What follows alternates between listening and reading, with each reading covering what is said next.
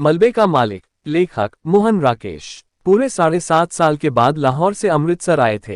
Hockey का match देखने का तो बहाना ही था, उन्हें ज्यादा चाव उन घरों और बाजारों को फिर से देखने का था जो 7.5 साल पहले उनके लिए पराये हो गए थे। हर सड़क पर मुसलमानों की कोई न कोई टोली घूमती नजर आ जाती थी।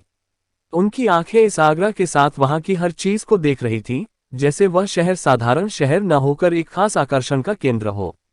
तंग बाजारों में से गुजरते हुए वे एक दूसरे को पुरानी चीजों की याद दिला रहे थे। देख फतहदीना, मिस्री बाजार में अब मिस्री की दुकानें पहले से कितनी कम रह गई हैं। उस नुक्कड़ पर सुक्खी भटियारन की भट्टी थी, जहां अब वह पान वाला बैठा है। यह नमक मंडी देख लो खान साहब, यहाँ की एक एक ललाइन वह नमकीन होती है कि बस। बहुत दिनों के बाद बाजारों में तुर्रेदार पगड़ियां और लाल तुर की टोपियां दिखाई दे रही थीं। लाहौर से आए हुए मुसलमानों में काफी संख्या ऐसे लोगों की थी जिन्हें विभाजन के समय मजबूर होकर अमृतसर छोड़कर जाना पड़ा था। 7.5 साल में आए अनिवार्य परिवर्तनों को देखकर कहीं उनकी आंखों में हैरानी भर जाती और कहीं अफसोस घिर आता। वल्लाह कटरा जयमल सिंह इतना चौड़ा कैसे हो गया? क्या इस तरफ के सब मकान जल गए? यहाँ हकीम आसिफ अली की दुकान थी ना, अब यहाँ एक मोची ने कब्जा कर रखा है। और कहीं कहीं ऐसे भी वाक्य सुनाई दे जाते, वली यह मस्जिद जो कि त्यों खड़ी है, इन लोगों ने इसका गुरुद्वारा नहीं बना दिया। जिस रास्ते से भी पाकिस्तानियों की टोली गुजरती, शहर के लोग उत्सुकतापूर्वक उसकी ओर देखते रहते।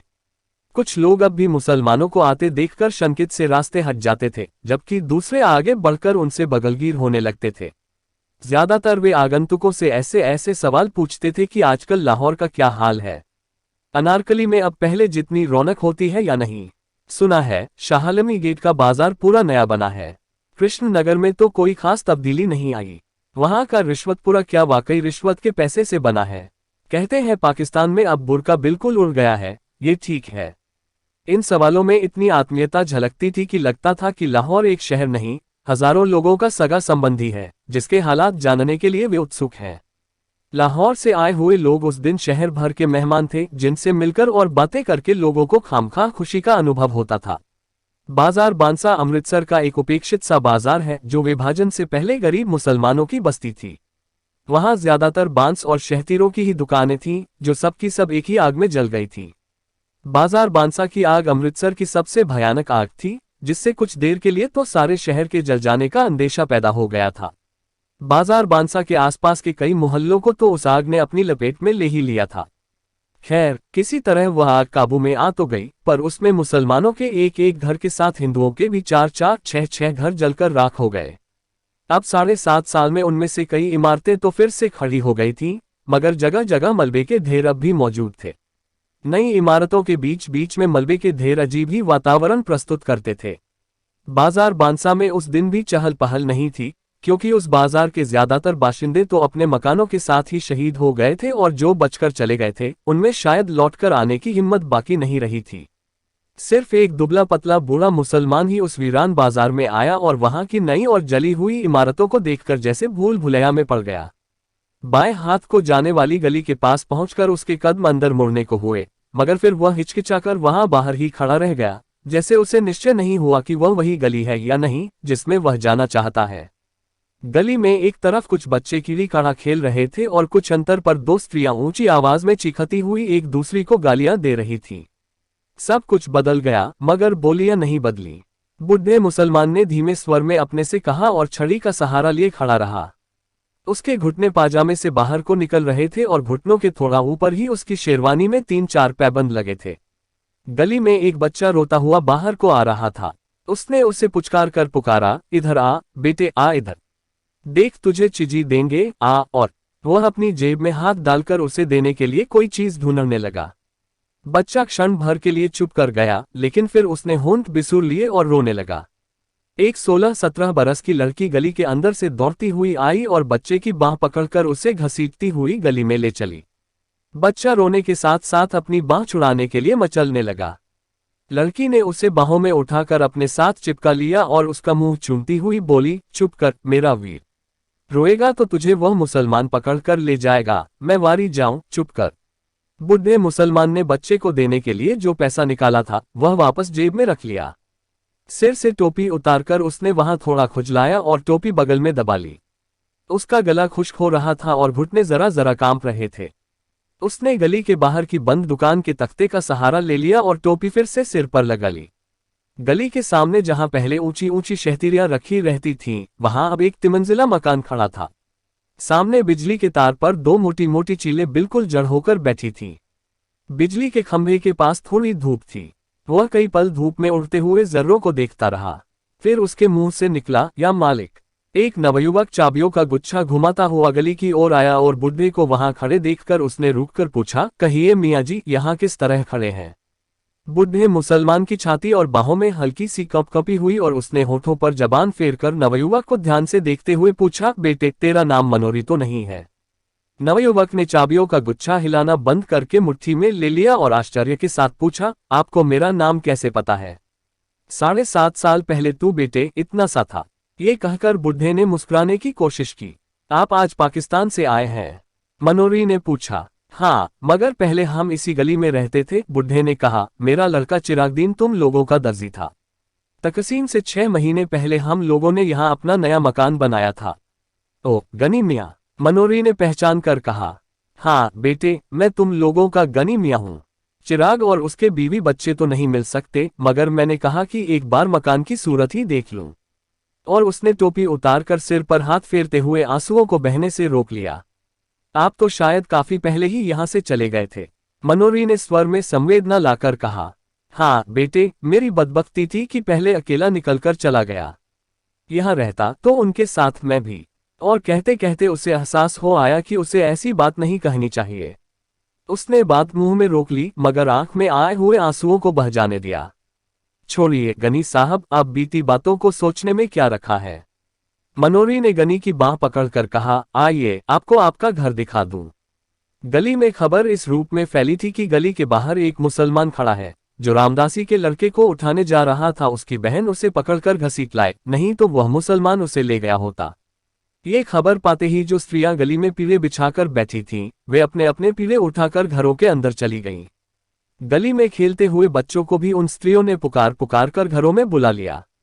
मनोरी जब गनी को लेकर गली में आया तो गली में एक फेरी वाला रह गया था, या कुएं के साथ उगे हुए पीपल के नीचे रखा पहलवान बिखर कर सोया दिखाई दे रहा था। घरों की खिड़कियों में से और किवाड़ों के पीछे से अलबत्ता कई चेहरे झांक रहे थे। गनी को गली में आते देखकर उनमें हल्की हल्की चेमेगोयां शुरू हो गईं। दाढ़ी के सब बाल सफेद हो जाने के बावजूद लोगों ने चिरागदीन के बाप अब्दुल गनी को पहचान लिया था। वह आपका मकान था, मनोरी ने दूर से एक मलबे की ओर संकेत किया। गनी पल भर के लिए छिटकर फटी फटी आंखों से उसकी ओर देखता रह गया। चिराग और उसके बीवी बच्चों की मौत को वह काफी अरसा पहले स्वीकार कर चुका था, मगर अपने नए मकान को इस रूप में देखकर उसे जो झुरझुरी हुई, उसके लिए वह तैयार नहीं था।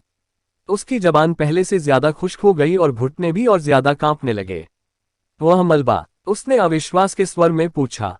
मनोरी ने उसके चेहरे का बदला हुआ रंग देखा। उसने उसकी बाह को और सहारा देकर ठहरे हुए स्वर में उत्तर दिया, आपका मकान उन्हीं दिनों जल गया था। गनी छड़ी का सहारा लेता हुआ किसी तरह मलबे के पास पहुंच गया। मलबे में अब मिट्टी थी, जिसमें जहां तहां टूटी और जली हुई ईंटें फंसी थीं। लोहे और लकड़ी का सामान उसमें से न जाने कब का निकाल लिया गया था। केवल जले हुए दरवाजे की चौखट न जाने कैसे बची रह गई थी, जो मलबे में से बाहर को निकली हुई थी। पीछे की ओर 2 जली हुई अलमारियां और बाकी थीं, जिनकी कालिक पर अब सफेदी की हल्की हल्की तह उभर आई थी। मलबे को पास से देखकर गनी ने कहा, ये रह गया है, ये। और जैसे उसके घुटने जवाब दे गए और वह जली हुई चौखट को पकड़कर बैठ गया। क्षण भर बाद उसका सिर भी चौखट से जा लगा और उसके मुंह से बिलखने की सी आवाज निकली, हाय ओए चिरागदीना। जले हुए किवाड़ की चौखट 7.5 साल मलबे में से सिर निकाले खड़ी तो रही थी, मगर उसकी लकड़ी बुरी तरह भुरा भुरा गई थी। गनी के सिर के छूने से उसके कई रेशे झड़कर बिखर गए। कुछ रेशे गनी की टोपी और बालों पर आ गिरे। लकड़ी के रेशों के साथ एक केचुआ भी नीचे गिरा, जो गनी के पैर से 6-8 इंच दूर नाली के साथ बनी ईंटों की पटरी पर सरसराने लगा। वह अपने लिए सुराख ढूंढता हुआ जरा सा सिर उठाता, मगर 2-1 बार सिर पटककर और निराश होकर दूसरी ओर को मुड़ जाता। खिड़कियों में से झांकने वाले चेहरों की संख्या पहले से कहीं बढ़ गई थी। उनमें चेमेगोइयां चल रही थी कि आज कुछ न कुछ जरूर होगा। चिरागदीन का बाप गनी आ गया है, इसलिए 7.5 साल पहले की सारी घटना आज खुल जाएगी। लोगों को लग रहा था जैसे वह मलबा ही गनी की सारी कहानी सुना देगा कि शाम के वक्त चिराग ऊपर के कमरे में खाना खा रहा था जब रखे पहलवान ने उसे नीचे बुलाया कि वह 1 मिनट आकर एक जरूरी बात सुन जाए। पहलवान उन दिनों गली का बादशाह था। हिंदुओं पर ही उसका काफी दबदबा था, चिराग तो खैर मुसलमान था। चिराग हाथ पर कौर बीच में ही छोड़कर नीचे उतर आया। उसकी बीवी जुबैदा और दोनों लड़कियां किश्वर और सुल्ताना खिड़कियों में से नीचे झांकने लगी। चिराग ने ड्योली से बाहर कदम रखा ही था कि पहलवान ने उसे कमीज के कॉलर से पकड़कर खींच लिया और उसे गली में गिराकर उसकी छाती पर चढ़ बैठा। चिराग उसका छुरे वाला हाथ पकड़कर चिल्लाया, न रखे पहलवान, मुझे मत मार, हाय मुझे बचाओ, जुबैदा मुझे बचा। और ऊपर से जुबैदा चीखती हुई नीचे ड्योली की तरफ भागी। रखे के एक शागिर्द ने चिराग की जद्दोजहद करती हुई बाहें पकड़ ली और रखा उसकी जांघों को घुटने से दबाए हुए बोला, चीखता क्यों है बहन के, तुझे पाकिस्तान दे रहा हूं, ले। और जुबैदा के नीचे पहुंचने से पहले ही उसने चिराग को पाकिस्तान दे दिया। आसपास के घरों की खिड़कियां बंद हो गईं। जो लोग इस दृश्य के साक्षी थे उन्होंने दरवाजे बंद करके अपने को इस घटना के उत्तरदायित्व से मुक्त कर लिया था। बंद किवाड़ों में भी उन्हें देर तक जुबैदा, किश्वर और सुल्ताना के चीखने की आवाजें सुनाई देती रहीं। रखे पहलवान और उसके साथियों ने उन्हें भी उसी रात पाकिस्तान देकर विदा कर दिया, मगर दूसरे तब्दील रास्ते से। उनकी लाशें चिराग के घर में न मिलकर बाद में नहर के पानी में पाई गईं। 2 दिन तक चिराग के घर की खाना तलाशी होती रही। जब उसका सारा सामान लूटा जा चुका तो न जाने किसने उस घर को आग लगा दी। रखे पहलवान ने कसम खाई थी कि वह आग लगाने वाले को जिंदा जमीन में गाड़ देगा, क्योंकि उसने उस मकान पर नजर रखकर ही चिराग को मारने का निश्चय किया था। उसने उस मकान को शुद्ध करने के लिए हवन सामग्री भी खरीद रखी थी, मगर आग लगाने वाले का पता ही नहीं चल सका। उसे जिंदा गाड़ने की नौबत तो बाद में आती। अब 7.5 साल से रखा पहलवान उस मलबे को अपनी जागीर समझता आ रहा था, जहां न वह किसी को गाय भैंस बांधने देता था और न खोंचा लगाने देता था। उस मलबे से बिना उसकी अनुमति के कोई ईंट भी नहीं उठा सकता था। लोग आशा कर रहे थे कि सारी कहानी जरूर किसी न किसी तरह गनी के कानों तक पहुंच जाएगी, जैसे मलबे को देखकर उसे अपने आप ही सारी घटना का पता चल जाएगा।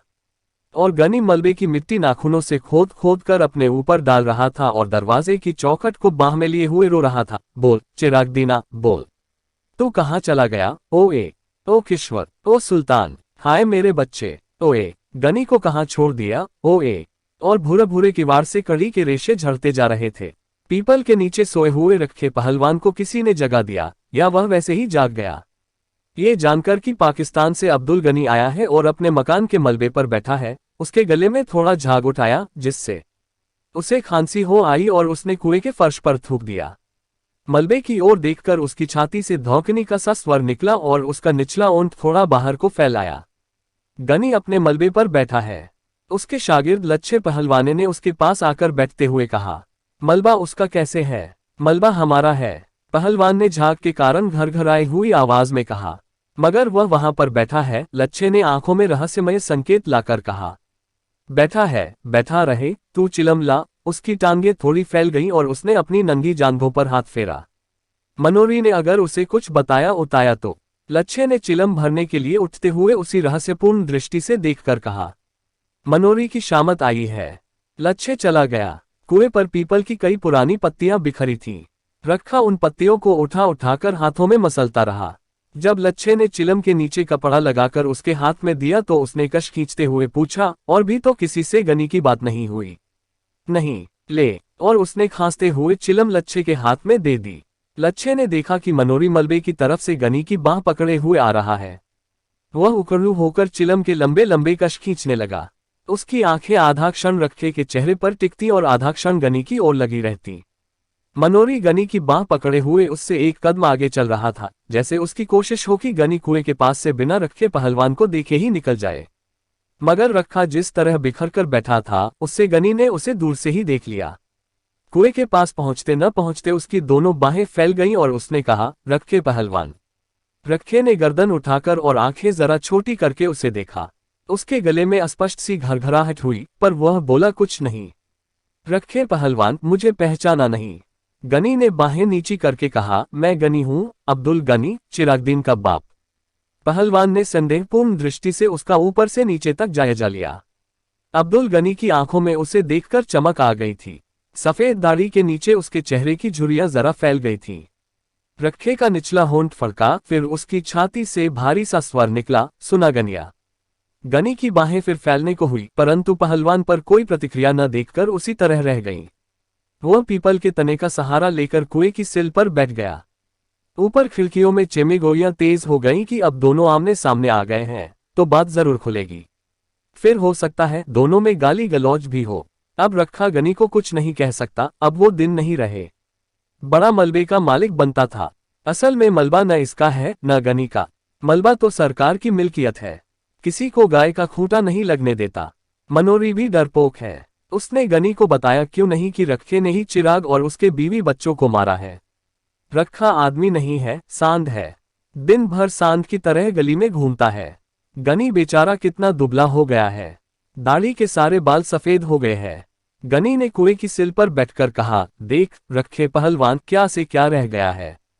भरा पूरा घर छोड़कर गया था और आज यहाँ मिट्टी देखने आया हूं। बसे हुए घर की यही निशानी रह गई है। तू सच पूछ रखे तो मेरा ये मिट्टी भी छोड़कर जाने को जी नहीं करता। और उसकी आंखें छलछला आईं। पहलवान ने फैली हुई टांगे समेट ली और अंगोछा कुएं की मुंडेर से उठाकर कंधे पर डाल लिया। लच्छे ने चिलम उसकी तरफ बढ़ा दी और वह कश खींचने लगा। तू बता रखे, ये सब हुआ किस तरह।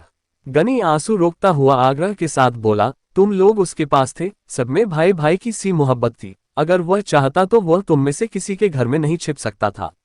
उसे इतनी भी समझ नहीं आई। ऐसा ही है। रखे को स्वयं लगा कि उसकी आवाज में कुछ अस्वाभाविक सी गूंज है। उसके होंठ गाढ़ी लार से चिपक से गए थे। उसकी मूंछों के नीचे से पसीना उसके होठों पर आ रहा था। उसके माथे पर किसी चीज का दबाव पड़ रहा था और उसकी रीढ़ की हड्डी सहारा चाह रही थी। पाकिस्तान के क्या हाल है? उसने वैसे ही स्वर में पूछा। उसके गले की नसों में तनाव आ गया था। उसने अंगोछे से बगलों का पसीना पोंछा और गले का झाग मुंह में खींचकर गली में थूक दिया। मैं क्या हाल बताऊं रखे? गनी दोनों हाथों से छड़ी पर जोर देकर झुकता हुआ बोला, मेरा हाल पूछो तो वह खुदा ही जानता है। मेरा चिराग साथ होता तो और बात थी। रखे, मैंने उसे समझाया था कि मेरे साथ चला चल, मगर वह अड़ा रहा कि नया मकान छोड़कर कैसे जाऊं। यहाँ अपनी गली है, कोई खतरा नहीं है। भोले कबूतर ने यह नहीं सोचा कि गली में खतरा न सही, बाहर से तो खतरा आ सकता है। मकान की रखवाली के लिए चारों जनों ने जान दे दी। रखे, उसे तेरा बहुत भरोसा था। कहता था कि रखे के रहते कोई मेरा कुछ नहीं बिगाड़ सकता। मगर जब आनी आई तो रखे के रोके न रुक सकी। रखे ने सीधा होने की चेष्टा की क्योंकि उसकी रीढ़ की हड्डी दर्द कर रही थी। उसे अपनी कमर और जांघों के जोड़ पर सख्त दबाव महसूस हो रहा था। पेट की अंतड़ियों के पास जैसे कोई चीज उसकी सांस को जकड़ रही थी। उसका सारा जिस्म पसीने से भीग गया था और उसके पैरों के तलुओं में चुनचुनाहट हो रही थी। बीच बीच में फुलझड़ियां सी ऊपर से उतरती और उसकी आंखों के सामने से तैरती हुई निकल जाती। उसे अपनी जबान और होठों के बीच का अंतर कुछ ज्यादा महसूस हो रहा था। उसने अंगोछे से होठों के कोनों को साफ किया और उसके मुंह से निकला, हे प्रभु, सच्चिया तू ही है, तू ही है, तू ही है। गनी ने लक्षित किया कि पहलवान के होंठ सूख रहे हैं और उसकी आंखों के इर्द गिर्द दायरे गहरे हो आए हैं, तो वह उसके कंधे पर हाथ रखकर बोला, जी हल्का न कर रखिया। जो होनी थी सो हो गई। उसे कोई लौटा थोड़े ही सकता है। खुदा नेक की नेकी रखे और बद की बदी माफ करे। मेरे लिए चिराग नहीं तो तुम लोग तो हो। मुझे आकर इतनी ही तसल्ली हुई कि उस जमाने की कोई तो यादगार है। मैंने तुमको देख लिया तो चिराग को देख लिया। अल्लाह तुम लोगों को सेहतमंद रखे। जीते रहो और खुशियां देखो। और गनी छड़ी पर दबाव देकर उठ खड़ा हुआ। चलते हुए उसने फिर कहा, अच्छा रखे पहलवान, याद रखना। रखे के गले से स्वीकृति की मध्यम सी आवाज निकली। अंगोछा बीच में लिए हुए उसके दोनों हाथ जुड़ गए। गनी गली के वातावरण को हसरत भरी नजर से देखता हुआ धीरे धीरे गली से बाहर चला गया। ऊपर खिड़कियों में थोड़ी देर चिमगारियां चलती रहीं कि मनोरी ने गली से बाहर निकलकर जरूर गनी को सब कुछ बता दिया होगा। गनी के सामने रखे का तालू किस तरह खुश्क हो गया था। रखा अब किस मुंह से लोगों को मलबे पर गाय बांधने से रोकेगा। बेचारी जुबैदा, बेचारी कितनी अच्छी थी, कभी किसी से मंदा बोल नहीं बोली। रखे मरदूद का घर ना घाट, इसे किस माँ बहन का लिहाज था। और थोड़ी ही देर में स्त्रियां घरों से गली में उतर आईं, बच्चे गली में गुल्ली डंडा खेलने लगे और 12-13 बरस की लड़कियां किसी बात पर एक दूसरी से गुत्थम गुत्था हो गईं। रखा गहरी शाम तक कुएं पर बैठा खनखारता और चिलम फूंकता रहा। कई लोगों ने वहां से गुजरते हुए उससे पूछा, रखे शाह, सुना है आज गनी पाकिस्तान से आया था। रखे ने हर बार एक ही उत्तर दिया, फिर कुछ नहीं, चला गया। रात होने पर पहलवान रोज की तरह गली के बाहर बाईं ओर की दुकान के तख्ते पर आ बैठा। रोज अक्सर वह रास्ते से गुजरने वाले परिचित लोगों को आवाज दे देकर बुला लेता था और उन्हें सट्टे के गुर और सेहत के नुस्खे बताया करता था। मगर उस दिन वह लच्छे को अपनी वैष्णो देवी की यात्रा का विवरण सुनाता रहा, जो उसने 15 साल पहले की थी। लच्छे को विदा करके वह गली में आया तो मलबे के पास लोकू पंडित की भैंस को खड़ी देखकर वह रोज की आदत के मुताबिक उसे धक्के दे देकर हटाने लगा। तत और भैंस को हटाकर वह सुस्ताने के लिए मलबे की चौखट पर बैठ गया। गली उस समय बिल्कुल सुनसान थी। कमेटी की कोई बत्ती न होने से वहां शाम से ही अंधेरा हो जाता था। मलबे के नीचे नाली का पानी हल्की आवाज करता हुआ बह रहा था। रात की खामोशी के साथ मिली हुई कई तरह की हल्की हल्की आवाजें मलबे की मिट्टी में से निकल रही थीं। एक भटका हुआ कौवा न जाने कहां से उड़कर कड़ी की चौखट पर आ बैठा। उससे लकड़ी के रेशे इधर उधर छितरा गए। कौए के वहां बैठते ने बैठते मलबे के एक कोने में लेटा हुआ कुत्ता गुर्राकर उठा और जोर जोर से भौंकने लगा, वो। कौवा कुछ देर सहमासा चौखट पर बैठा रहा, फिर वो पंख फड़फड़ाता हुआ उड़कर कुएं के पीपल पर चला गया। कौए के उड़ जाने पर कुत्ता और नीचे उतर आया और पहलवान की ओर मुंह करके भौंकने लगा। पहलवान उसे हटाने के लिए भारी आवाज में बोला, दूर दूर दूर दूरे। मगर कुत्ता और पास आकर भौंकने लगा, भाऊ भाऊ भाऊ भाऊ। हट हट, दुर्रर दुर्रर दुरे। भाऊ भाऊ औ औ औ। पहलवान ने एक ढेला उठाकर कुत्ते की ओर फेंका। कुत्ता थोड़ा पीछे हट गया, पर उसका भौंकना बंद नहीं हुआ।